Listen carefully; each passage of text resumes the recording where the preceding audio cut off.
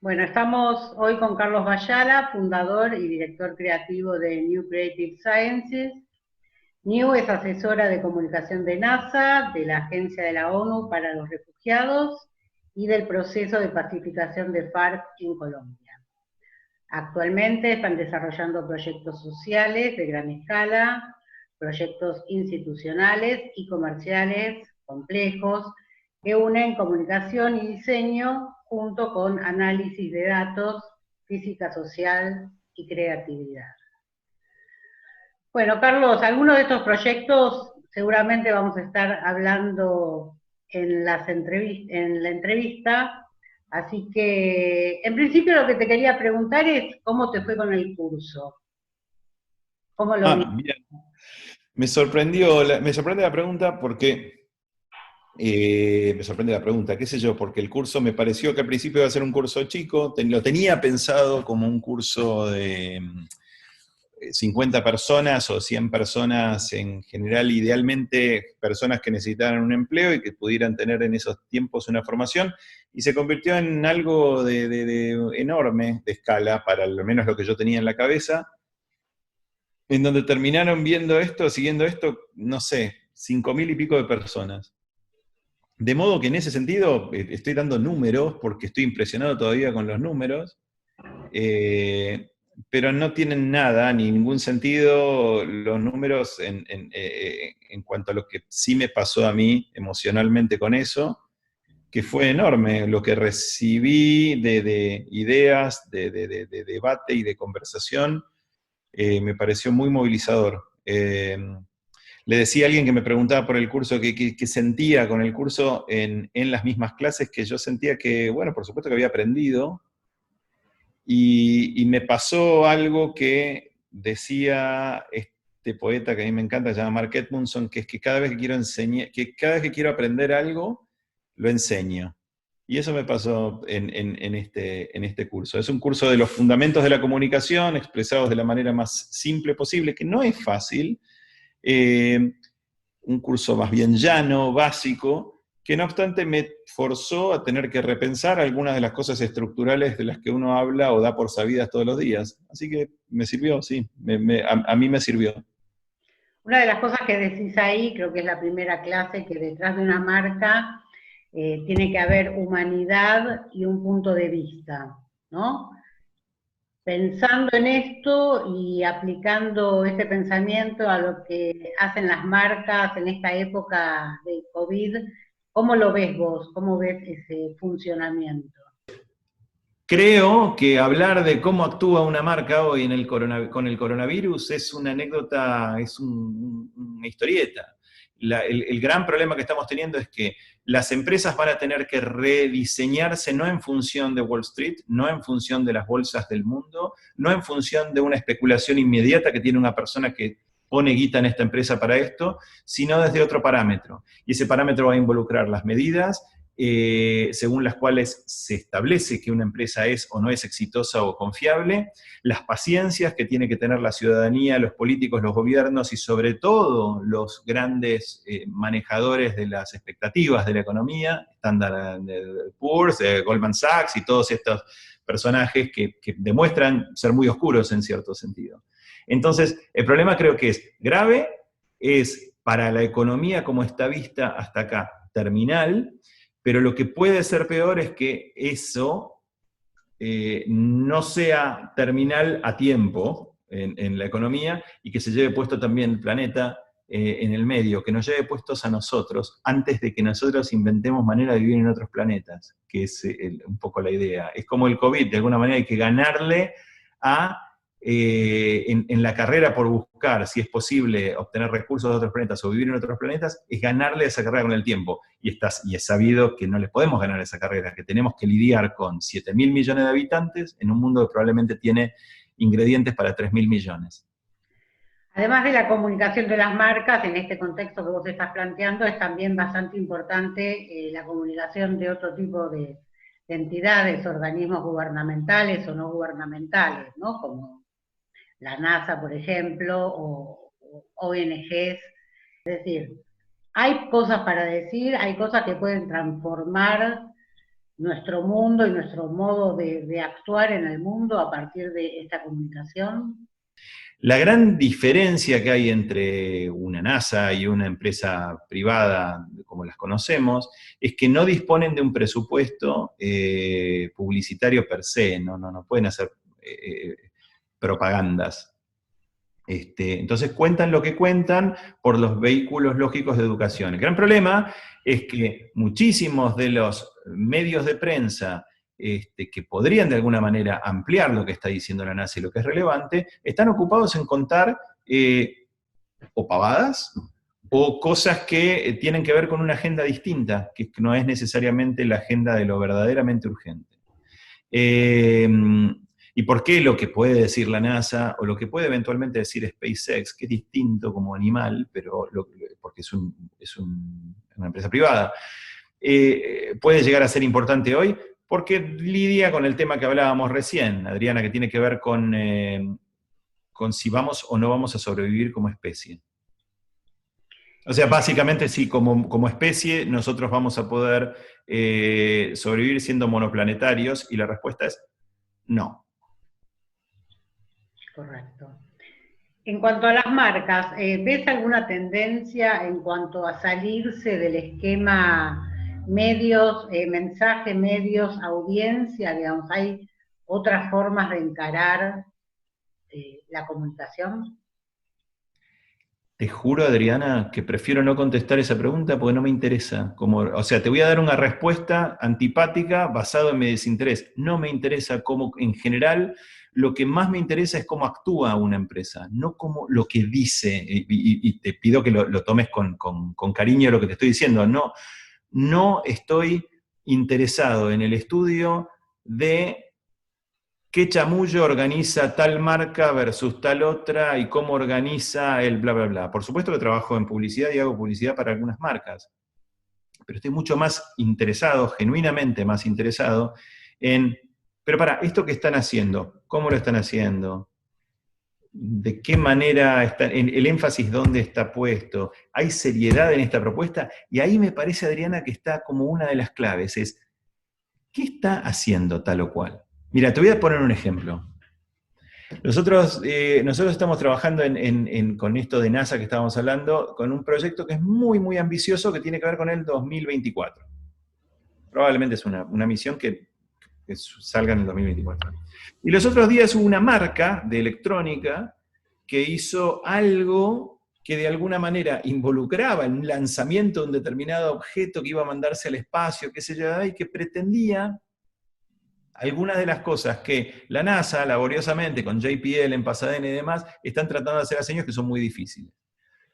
Claro, ellos como no entienden mucho del mundo del marketing, yo les expliqué, no, probablemente esto es lo que es llamado un PR stand, que son estas cositas que se hacen chiquitas y que se sale y demás, pero no va a tener ningún rigor científico y no va a tener seguramente la curva de evolución para poder darnos la información que nosotros necesitaríamos. Les aseguro que probablemente es un hecho superficial.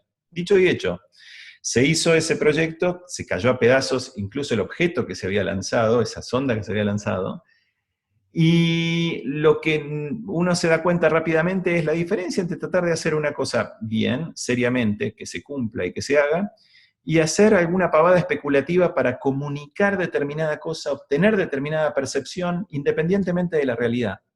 Se terminó eso, pero se terminó hace 100 años. Bueno, no parecen haberse enterado muchos, pero... No parece haberse enterado muchos, pero me parece que sí, en esta comunicación que estamos teniendo, Adriana, que aquellos que están mirando esto, que por suerte son individuos, no son las juntas o consultores medio chantunes, sino individuos que están viendo esto con buena fe, estoy convencido que tanto en el medio publicitario como en el medio de marketing hay individuos que entienden esto tan bien como lo que estamos discutiendo nosotros, diciendo, es un chamullo atrás de otro. ¿Qué vamos a hacer con esto? ¿Cómo lo vamos a hacer? ¿Y cómo lo vamos a hacer bien? Bueno, podemos pasar a la otra pregunta entonces, que tiene que ver con esto también, y es, ¿cuál es tu propósito, cuál es tu objetivo al fundar New y cómo integras el staff en el sentido, y los líderes en el sentido de ir hacia ese objetivo? Lo que hicimos en todo caso fue doblar o triplicar o cuadruplicar la apuesta pensando más preguntas. Es decir, bueno, ¿con quién nos interesa encontrarnos? ¿Qué temas nos parecen relevantes? ¿Qué personas nos, y lo usamos mucho esa palabra, fascinan? O sea, de alguna manera capturan nuestra intriga, o nuestra imaginación o nos atraen. ¿Qué temas no conocemos? Y nos vamos arrimando a eso y nos vamos acercando a eso y se van dando proyectos, un poco como quien va pasando el escobillón por un lugar y se van amontonando cosas, ¿viste? Se va amontonando pelusa, una hormiga, una hojita, un chicle, y todo eso va dando determinadas cosas. Todo lo que nos pasó es que nos dimos cuenta que, por supuesto, estábamos interesados en el futuro de Analytics y de análisis de datos, y qué iba a pasar con eso, qué podía pasar con la manipulación de eso, y qué podía pasar con la legislación alrededor de eso, que es un tema muy importante. Y nosotros trabajamos, por suerte, estando con Alex Pentland, a quien agradezco enormemente el habernos abierto todas esas puertas, con gente como John Kelly, que es el asesor del Senado de los Estados Unidos en el tema de fake news. Y a partir de alguien como John, entender los grandes peligros si no se regula debidamente aquí y ahora la libertad abismal que están teniendo empresas sobre todo y gobiernos en el control de nuestros datos y en la manipulación de nuestros datos. Y en el medio nos han puesto una cosa que es muy jodida, que es muy complicada, que son los abogados. Entonces nos ponen unos panes de texto así gigantescos, donde dicen 500 millones de cosas que no entendemos o no tenemos ganas de leer, y nos estamos entregando de alguna manera en esa burocracia pesadísima, que no tenemos ganas de continuar, de seguir, nos están estafando. Entonces, ese tipo de pautas son cosas que hay que entender y que hay que ver y que observar, te diría uno.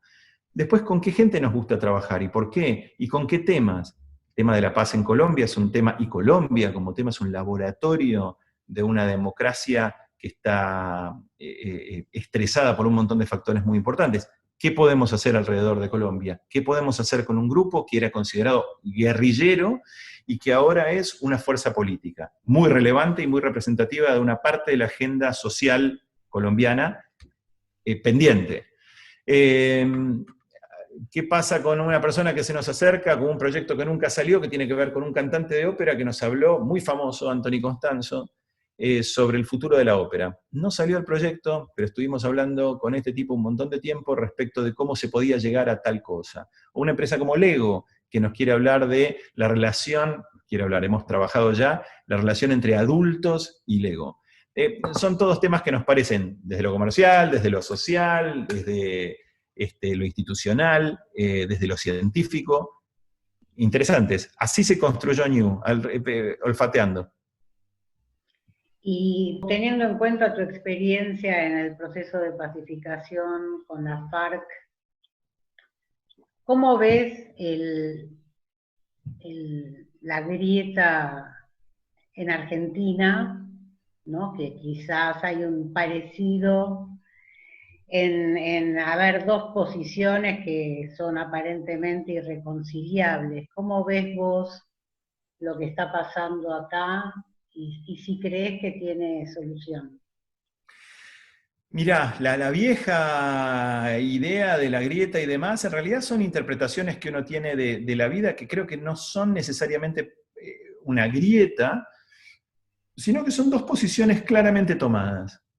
Entonces voy a alejar la grieta, porque la grieta pareciera ser que partís de la base de una unidad que se rompió en algún momento. Y esto ciertamente no es así.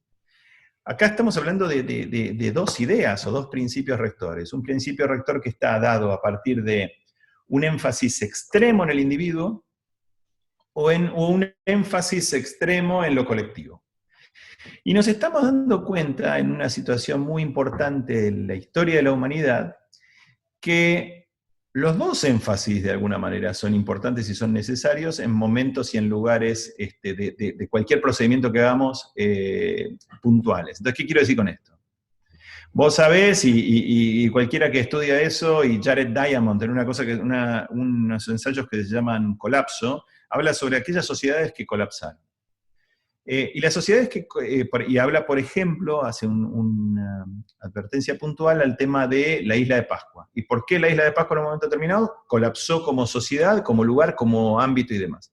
Y es porque no se fueron dando cuenta. O sea, había iniciativas individuales que se fueron dando a partir de talar para tal cosa, había relaciones entre lo religioso, había que talar para poder llevar estos monumentos gigantescos y que se de un lugar a otro, para crear estos rodillos que llevaran de un lugar a otro.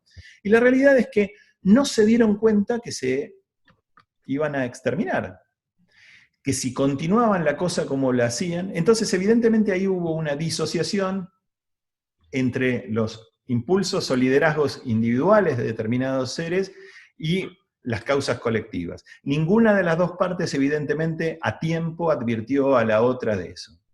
Y me parece que lo que se da en Argentina es lo que se da en el mundo, que tiene relación con la Argentina puede ser guiada por el referente europeizante que sostenían en cierto modo los unitarios en un momento de nuestra historia, etcétera, etcétera. Es decir, observar, como Sarmiento hubiera hecho, lo que venía a tratar de traer escandinavos a la Argentina porque eso nos iba en cierto modo a civilizar y demás, y no estoy poniendo esa idea en ridículo, estoy observándola.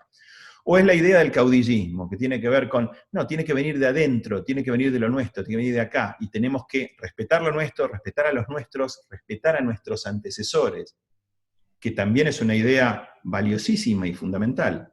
Y quizás lo que se dio en Argentina, independientemente del énfasis que se le ponga a las dos, es las dos cosas. Y la idea es no necesariamente tratar de establecer cómo curar esa grieta, sino cómo quizás vivir en esos dos lugares y entender esos dos lugares. O sea, tener una pata en cada lugar de esta idea con un énfasis determinado en cada caso. En ese sentido se valorizó, se revalorizó la idea de Belgrano en los últimos años, porque en la idea de Belgrano había un intento de alguna manera de hacer una monarquía, que era una monarquía desde el Perú, que respetaba a los incas y que comprendía tal cosa y tal otra, y que en definitiva también era una monarquía democrática, en donde se observaba tal y cual cosa. Ha habido intentos, y va a haber intentos. Pero el gran punto que yo observo al menos, es que no creo que sean los dos pies puestos acá, o los dos pies puestos allá, o los dos pies puestos en una cuarta dimensión, sino probablemente tener que comprender que en muchos de estos temas que estamos enfrentando, muchas veces es la incómoda situación de que vamos a tener que tener un pie en cada lado. En tus clases mencionaste muchas fuentes, tanto de la literatura, de la música, del cine, y te quería preguntar un poco cómo es el proceso de tomar esas cosas y cómo las podés reelaborar después en el trabajo. No, nunca lo tuve como un proceso deliberado, Adriana. Me parece que cuando empezás a hacer esas cosas para hacer tal otra, no funciona porque estás viendo las fuentes de una manera parcial. No digo que uno no se informe cuando tiene que uno hacer un trabajo o trate de inspirarse con tal o cual cosa, pero en general no sale. Yo lo que creo que funciona mejor es cuando uno, por razones subjetivas, arbitrarias, azarosas, se engancha con algo y lo incorpora. Y algún día, si pinta, saldrá en algo, o no. Y cuando vos tenés me parece, esa mentalidad de no archivar o no hacer las cosas para que pase tal cosa, las cosas en ese sentido fluyen muy bien. Ahí sí estoy de acuerdo con algunas de las filosofías que están siendo cada vez más accesibles al mundo occidental, del mundo oriental y de la meditación, etcétera, etcétera, que tiene que ver con el fluir. Y eso me parece que es una cosa que es completamente razonable de pensar, que es que si uno está abierto a determinadas ideas, conceptos, inspiración, etcétera, etcétera, las cosas fluyen. Pero tenés que estar no pendiente, no obligado. ¿Uno se puede obligar a ver tal cosa o a leer tal cosa? Sí. Hoy hablaba con alguien sobre Moby Dick. Yo me obligué a leer Moby Dick. No tenía ganas de leer un libraco así. Y me obligué a leer Moby Dick, y menos mal que lo hice, pues me encontré con unos capítulos y con unas observaciones, el blanco de la ballena, para el que haya leído Moby Dick, que decís, la puta, por eso estoy acá.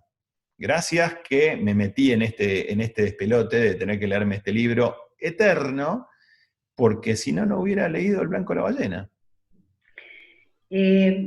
¿Sos de convicciones fuertes o te gusta jugar con el relativismo?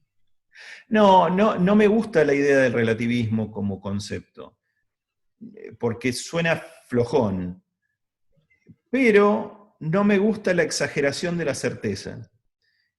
Hay un librito divertido, profundo, pero provocador de Unamuno que se llama La agonía del cristianismo, que dice que lo más interesante que le pasa a alguien que profesa una religión determinada, como puede ser el cristianismo, es que hay momentos que estás rezando y te preguntas, che, ¿no estaré siendo un dolobo? Y aceptar eso es una forma muy interesante de debatirse con ideas, aún las ideas más firmes. Yo creo que lo escuchabas, pero en la clase en una de las clases de estas clasecitas y demás, hablaba del tema de la brújula, ¿no? Y decía que qué curioso que la brújula, que en español es N arriba, S abajo, E a la derecha y O a la izquierda, si vos la lees de determinada manera, en el sentido contrario de esa aguja del reloj, vas a leer no sé. Y en cierto modo me resulta bastante gracioso que aquel objeto que supuestamente está destinado a orientarte y a darte una certeza de algo, te esté diciendo también secretamente, qué sé yo, ¿entendés? Entonces, me da la impresión de que está bueno, para no volverse loco, acercarse o arrimarse a determinadas certezas, está todo bien. Pero me parece que también bailar con la incertidumbre es, primero de todo, muy razonable. No te saca nada de pasión de aquello que estás sosteniendo. Por ejemplo, yo sostengo que un padre ame a un hijo es bueno. Es una certeza absoluta. Ahora, si yo encontrara a alguien que escribió un libro sobre lo malo que es amar a un hijo, estoy seguro que lo leería. Pero no lo leería porque le quiero abrazar la causa y dejar la mía y todo ese despelote. Lo leería por interés y lo leería para debatir conmigo mismo de por qué efectivamente yo siento tal cosa. Y probablemente en algún momento me demuestre que el exceso de amor en esto y qué sé yo puede tener X o Y y demás. Y también sostendré por otro lado, pero siempre pasa, y el otro día lo hablaba con mi hijo esto, es, siempre que veas una idea que está genialmente expresada por alguien y con la que estás totalmente de acuerdo, fíjate y vas a ver. De la otra punta, otro tipo que con argumentos maravillosos probablemente sostiene exactamente lo opuesto. ¿Eso quiere decir que tenemos que estar todo el tiempo de un lado de otro? No, en absoluto. Pero eso quiere decir que uno tiene que tener un sentido de presencia de todas las posibilidades. Bueno, y por último, ¿estás haciendo lo que querías hacer? Sí. Buenísimo. Bueno, me alegro mucho entonces.